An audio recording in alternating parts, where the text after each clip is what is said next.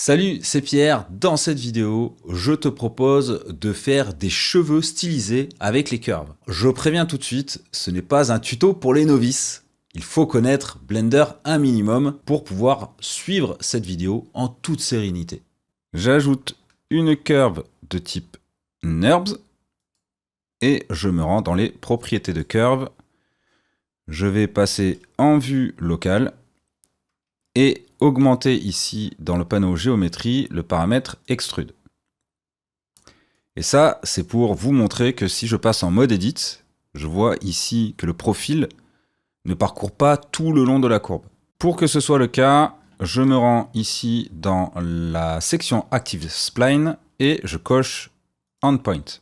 Pour l'instant, je vais utiliser le paramètre Depth ici dans Bevel pour donner de l'épaisseur à ma curve et on verra plus tard pour les profils personnalisés. Une fois que l'épaisseur générale est établie entre l'extrude et le depth, je peux faire une sélection nœud par nœud et réduire ou agrandir le radius du nœud sélectionné en utilisant la touche Alt-S. Par exemple, pour le nœud en bout de curve, je vais faire un Alt-S et rapprocher la souris du nœud pour avoir une épaisseur réduite et donc une pointe au bout de ma curve.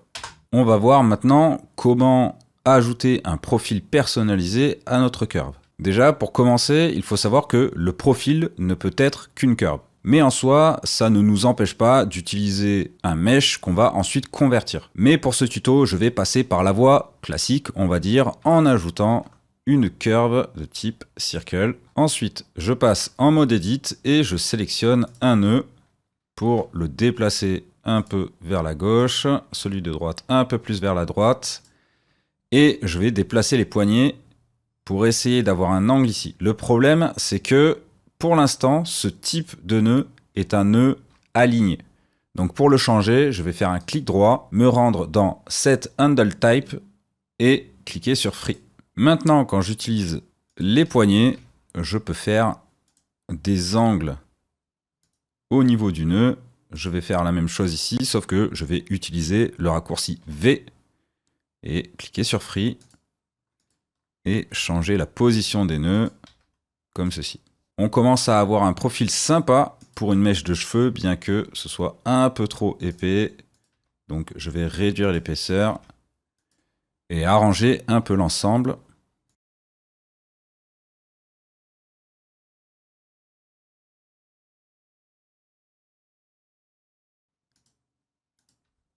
Je vais pouvoir faire un premier test. Donc je passe en mode objet, je sélectionne la curve principale, je me rends dans la section bevel et au lieu de round, je vais choisir object. Puis avec la pipette, je vais sélectionner ce profil. Et c'est beaucoup trop gros. Donc je le sélectionne, ce profil, et je vais faire un scale tout de suite. Voilà, on est quand même sur une taille plus adaptée. Pour ce qui est du profil lui-même, j'ai envie de faire quelques petits changements.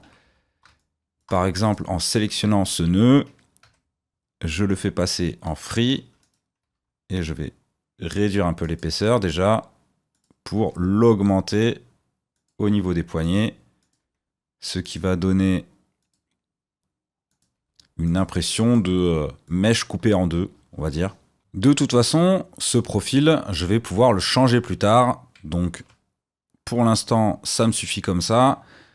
Ce que je vais faire maintenant, c'est ajouter un modifier à cette courbe. Il faut que je la sélectionne, bien sûr. Donc, Add Modifier. Et je vais chercher Smooth. Tiens, ben, il est en premier.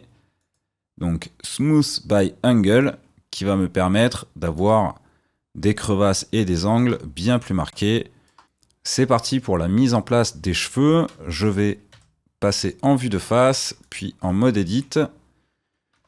Je vais faire tourner l'ensemble de ma mèche de cheveux et on voit d'ailleurs que ça fait tourner le profil le long de la courbe et on verra après comment arranger ça. Pour l'instant, je vais juste donc faire tourner mon objet et faire en sorte en fait que le premier point ici soit à l'intérieur du crâne. Donc comme ceci. Et ensuite, je vais pouvoir bouger le reste. Donc, celui-ci un peu bas quand même, hein, pas aussi profond. Et ensuite, je fais bouger le reste. Et je tourne autour de l'objet en continu.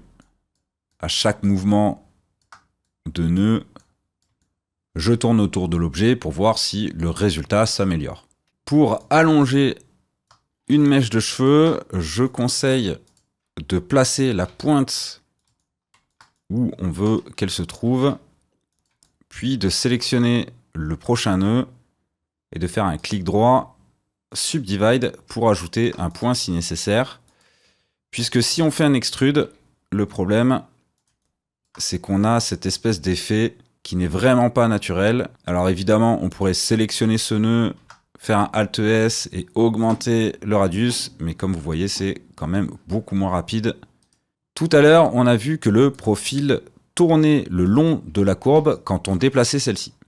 Eh bien, c'est quelque chose qu'on peut maîtriser en sélectionnant un nœud sur la courbe et en utilisant le raccourci CTRL-T. Avec un clic droit, on annule. Pour info, le tilt n'a pas de limite, donc quand on veut faire une torsade par exemple, c'est pratique. Et voilà, vous savez tout ce qu'il y a à savoir pour faire des cheveux stylisés avec des curves. J'ai quand même 2 ou 3 astuces à vous donner en plus. Je vais commencer par le profil. Donc j'ai un profil personnalisé, comme on l'a vu plus tôt, mais j'ai réduit sa résolution pour qu'il ait un aspect un peu plus brut. Et en plus, ça permet de réduire le nombre de faces affichées dans le viewport. Je vais afficher les statistiques pour vous montrer de quoi je parle. Donc, pour l'instant, dans la scène, j'ai 134 000 faces, donc des quads. Et ce qui compte surtout, c'est les triangles, donc 269 000 triangles. Si je passe la résolution de mon profil à sa valeur par défaut, c'est-à-dire 12, on se retrouve maintenant avec 464 000 triangles. Donc ce n'est pas négligeable. Ce paramètre est aussi disponible sur les mèches eux-mêmes, enfin sur les curves des mèches de cheveux eux-mêmes. Donc par exemple ici, je peux baisser la résolution pour avoir des mèches de cheveux composées de beaucoup moins de faces. Et l'avantage, c'est que je peux par exemple ajouter un modifier subdivision surface, ce qui me permet d'ajouter ou de retirer de la résolution en quelque sorte, tout en gardant un résultat impeccable au rendu. Je reviens à l'état d'avant, donc CTRL Z, voilà. Comme on peut le voir, j'ai utilisé un modifier mirror sur cette mèche, mais aussi sur toutes les mèches, pardon, puisque ce sont des mèches de cheveux, qui composent, on va dire, la chevelure à l'arrière du crâne. Et ça marche plutôt bien.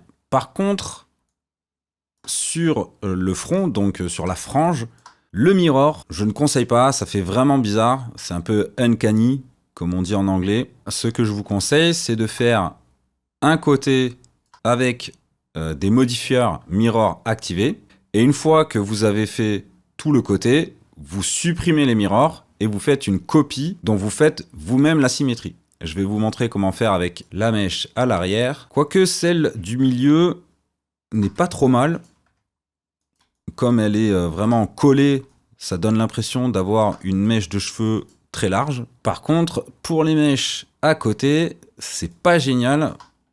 Comme je vous disais précédemment, ça donne un côté un peu bizarre, vraiment pas naturel. L'idée, c'est de travailler en mirror. Donc on déplace les nœuds et on fait les changements qu'on pense nécessaires. Alors attention à ne pas aller sélectionner le nœud qui est à l'autre bout. Là, je me suis fait avoir. Je voulais sélectionner ce nœud et j'ai sélectionné celui-ci. Et du coup, ça a fait tilter toute la curve. Donc voilà, si ça vous arrive, c'est normal. Il faut faire avec ce petit défaut. Une fois qu'on a positionné les nœuds comme on voulait, alors là, j'ai fait un peu n'importe quoi. C'est pas super, c'est pas grave, j'arrange un peu, voilà. Je peux maintenant enlever le mirror. Je vais faire une copie de cette curve pour être sûr que le point d'origine est bien au milieu du monde. Je vais faire un CTRL-A All Transform. Et maintenant, un SX-1. Et en faisant donc un scale négatif, on va créer une symétrie de l'objet. Et l'avantage comparé au mirror, c'est que je peux travailler cette curve indépendamment de l'autre, vu que c'est devenu un objet à part entière. Allez, une dernière recommandation, surtout si vous débutez avec les cheveux, essayez d'utiliser un système par couche. C'est-à-dire que vous avez une couche principale, comme par exemple les mèches que je sélectionne ici.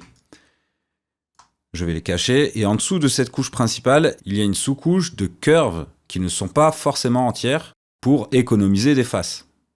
Et pour terminer, il y a une troisième couche qui vient par-dessus la couche principale avec des mèches plus fines. Par exemple, ici, c'est encore un peu trop large, je peux réduire. Et on peut aussi écourter ces mèches pour donner un côté un peu plus naturel. Pour ce qui est du shader, il existe plein de styles différents, mais si vous voulez un shader qui déchire et qui est gratuit, je vous conseille le Tiny Hair Shader, créé par l'artiste TinyNoki. Bien sûr, je vous mets le lien dans la description. Et voilà, c'est terminé pour cette vidéo. J'espère que ça vous a plu, j'espère que vous avez appris des choses. N'oubliez pas de liker, de vous abonner, vous connaissez la chanson. Je vous dis à la prochaine. Ciao, ciao!